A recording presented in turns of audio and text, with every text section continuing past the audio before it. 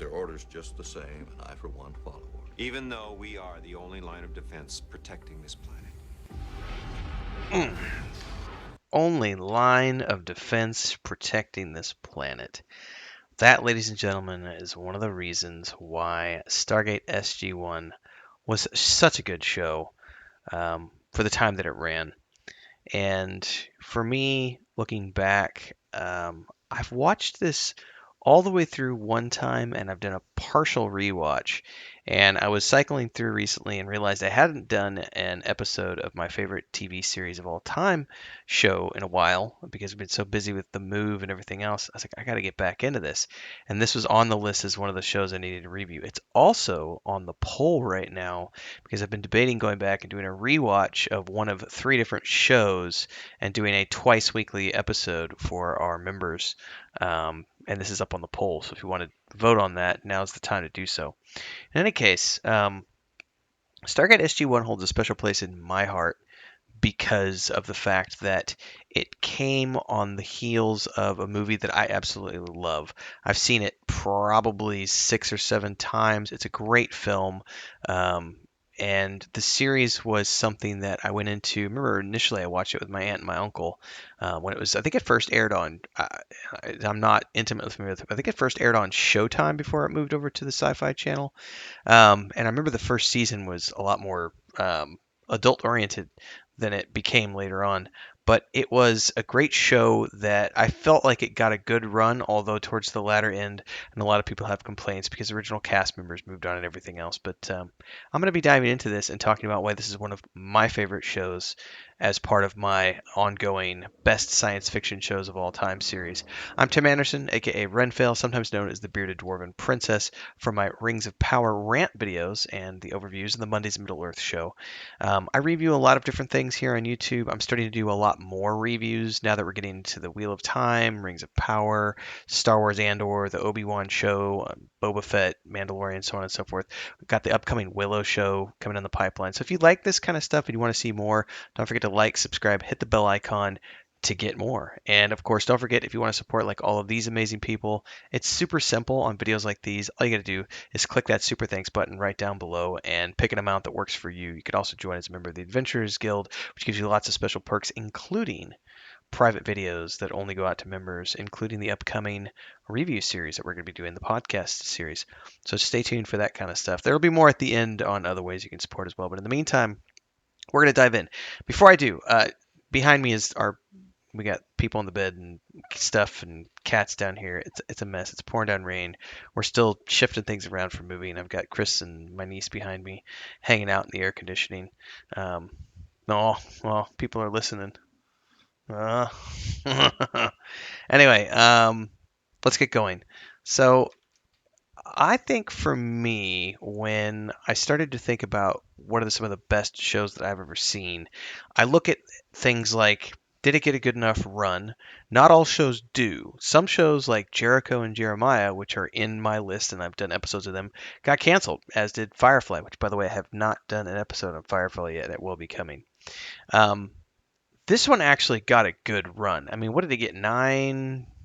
How many seasons did it get? I'm going to go look over here because it'll tell me on the wiki page. Dun, dun, dun, dun, dun, production.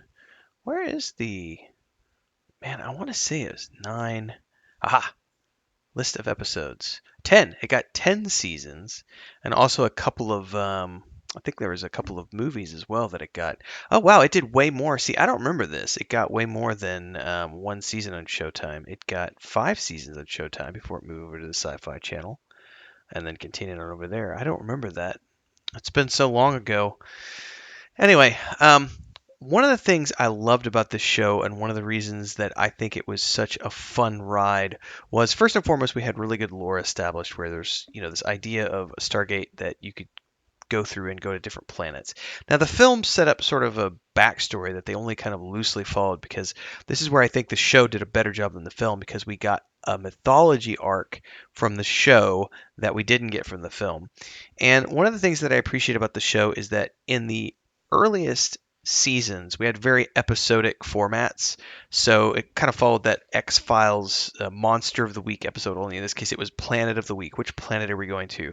Which felt very like Star Trek, the original series, in the sense that we were going out and exploring space and exploring these different planets using the Stargate, which I think was really, really cool. But what I love more than that is when we started getting into the mythology of the show and having these longer character arcs and story arcs with like the ancients and the Asgard. And then I don't remember what the crazy like remember the like the robot micro robot race that was like threatening to take out everyone.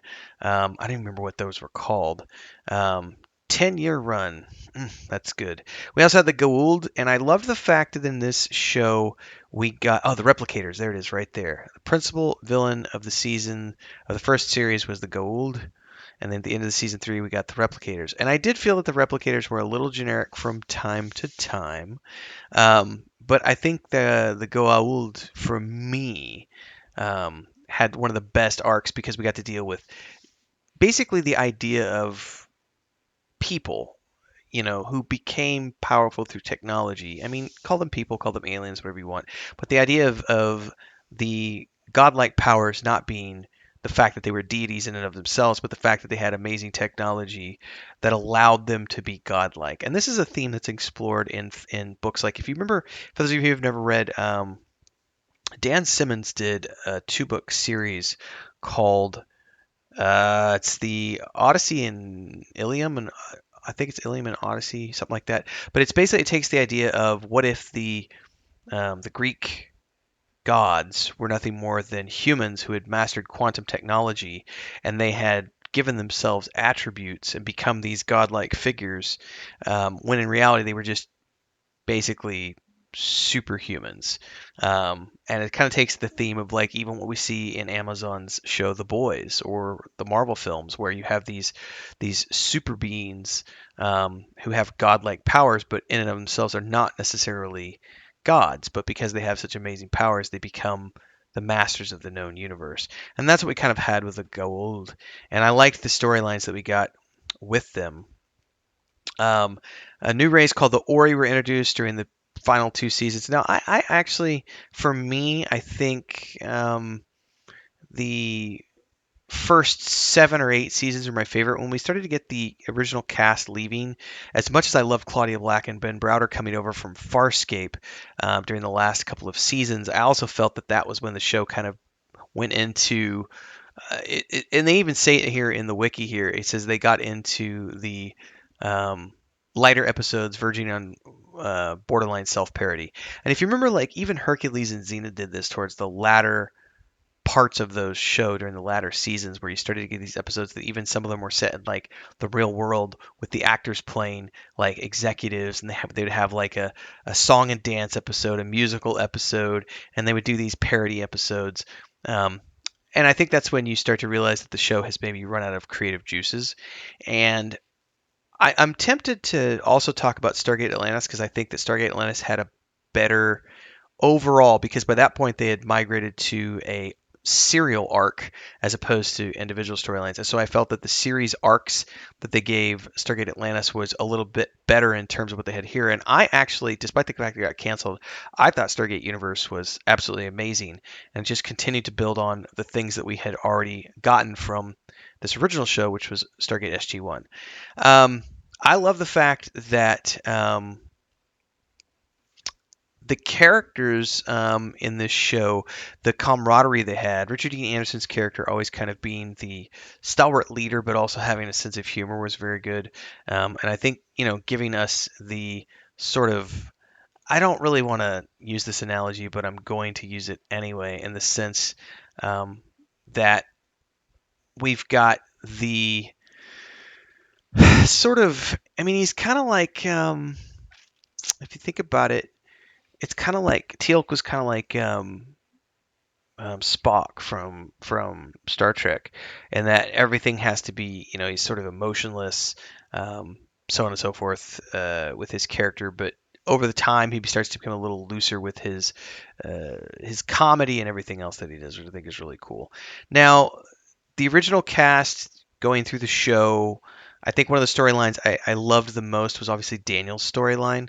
And I know that it was a weird way that that played out because he was off the show for a little bit because of negotiation issues with things and everything else. But eventually that got sorted out and he came back, and I really loved his character's arc. But I also loved the way that they blended like Norse mythology into the show with the later seasons and started to sort of play around with the mythology of not only are we dealing with the Egyptian gods and the pantheon there, but we're also dealing with the Nordic pantheon, and how these creatures had been here for a long time and helped establish the technology and so on and so forth. So I don't know. I just think it was a really original show that I definitely feel like the first, 5 to 7 seasons were the strongest.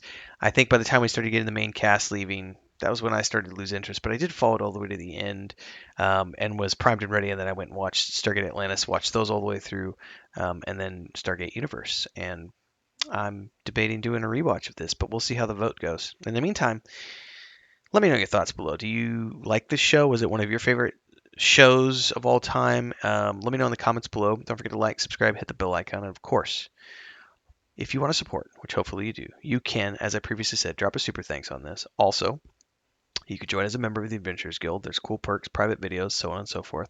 You can also, on any premiere or live stream, do super chats and stickers.